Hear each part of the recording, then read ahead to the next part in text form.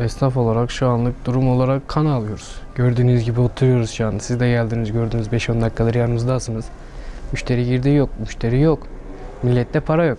Kısacası yani. Yakın çevremiz olarak karşı komşumuz mesela 20 senelik bir komşudu. Adam 20 senedir burada çalışıyordu. Dükkan kazandı, açıyordu, çalıştırıyordu. Pandemiden dolayı şu an gördüğünüz gibi kapalı. Kapatmış. Yani etrafta da gördüğünüz gibi batan dükkanlar oldu. Mesela bir esnaf daha çıktı. Gördüğünüz gibi hal budur. Pandemi etkiliyor. Sokağa çıkma yasakları etkiliyor tabii ki.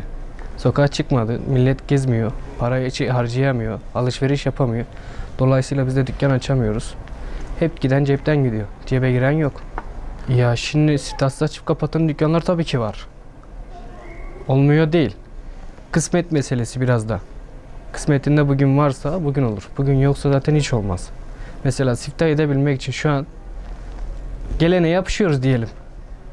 Maksat siftah olsun. Siftahsız dükkan kapatmayalım diyelim. İş zaten yok. Günlük normal bir işimiz yok. Siftah uğruna.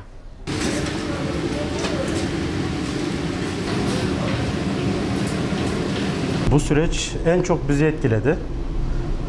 Nasıl derseniz sadece paket servisi bildiğiniz gibi.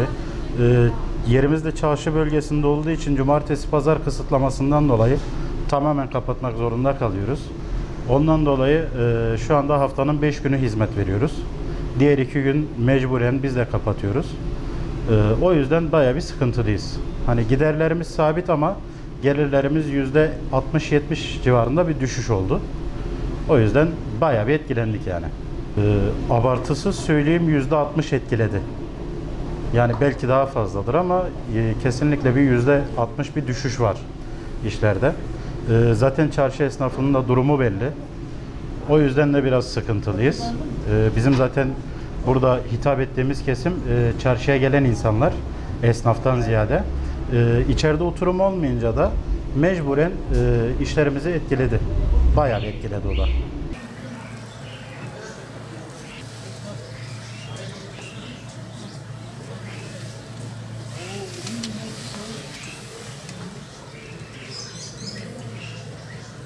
Zaten insanların geçim derdi biliyorsunuz sıkıntılı.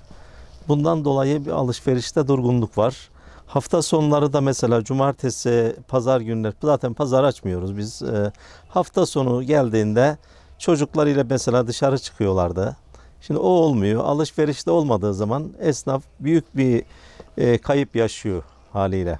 Yani çok etkilendi. Çok şükür benim burada kiram yok. Fakat kira ödeyen, çek senedi olan esnafımız çok zor durumda. Çoğu kapatıyor, devrediyor. Bunun yanında yani geçim derdi çok zor. Şu pandemi çok büyük bir etkisi oldu esnafımıza. Bunun yanında devletin bazı şeyleri oluyor, olmuyor değil. Mesela vergiler ertelendi. Fakat erteleniyor ama ertelendikten sonra diğer aylarda üst üste geliyor. Diyelim ki ne 3 ay, 5 ay KDV veya peşin vergiye erteledi. Daha sonra 5-6 ay sonra üst üste biniyor. Bu da zor oluyor. Onun için biraz daha devletimiz esnek davranırsa esnafı biraz rahatlatabilir. Yani şu anda çok durgun. Biz mallarımızı İstanbul'dan getiriyorduk. Şu anda İstanbul'a da gitmiyoruz, gelmiyoruz. Sıkıntı var. Vatandaşta da sıkıntı var, bizde de var. Ama inşallah düzelir.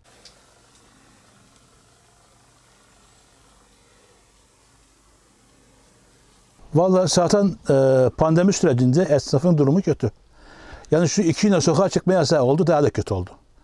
Şimdi mesela bizim esnaf olaraktan Bizim ayda 8 gün zararımız var. Cumartesi, pazar kapalı olduğu için 8 gün zararımız var. Belki biz cumartesi günü çalışsak veya pazar günü iş yerimizi açsak belki dükkanımızdan aileni çıkarırız. Daha rahat ederiz. Yani şu anda esnafın durumu çok kötü. Cebimdeki para 100 lira der böyle. Biz ondan 2 ay geçindik. Nasıl geçinecek? Pandemi, can çıksın pandemisinin. Yani eğil ölmesek böyle ölecek. Yani bu şekilde şey yok yani, tadı yok bu işin. Yani mesela bu gece kısıtlaması kalkması lazım kardeşim. Bu hafta sonu kalkması lazım. Yani bunu kısıtlamayla bir yere varamazsın yani.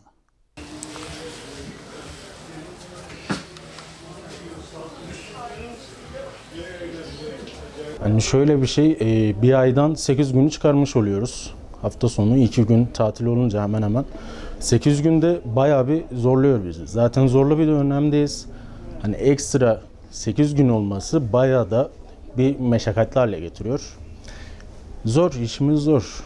Rabbim yardımcımız olsun ama yine de bu biraz daha pandemi sürecinde düşüklük yaşanırsa kısıtlama olarak tabii ki daha güzel olacaktır. Hemen hemen %40 fark etti diyebilirim. %40 fark etti komple sene bazına vurursak eğer. Bu da haddinden fazla yıpratıyor. Yani sadece bizi değil, bütün esnaf için geçerli. Hani zengin hep zengin, fakir de hep fakir. Bundan dolayı mecbur olarak bu sisteme uyuyoruz. Yalnız bayağı bir tabii ki şeyimiz var. Kaybınız. Tabii. Her yönde. Maddi manevi her türlü kaybımız oluyor.